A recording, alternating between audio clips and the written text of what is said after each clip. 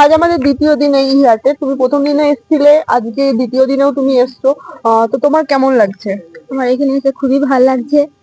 আর কি বলবো, মানে আস্তে আস্তে বেচাকেনা বাড়বে এবারে আস্তে আস্তে। আর এখন অল্প অল্প বেচাকেনা হচ্ছে, এবার পরবর্তীকালে আরো হবে আশা করছি, অবশ্যই হবে। আর তুমি কি মানে কি জিনিস নিয়ে এসেছিলে বা কিসের উপরে কাজ করছো? আমি কুরুশের জিনিস বিক্রি করছি, মানে উলের।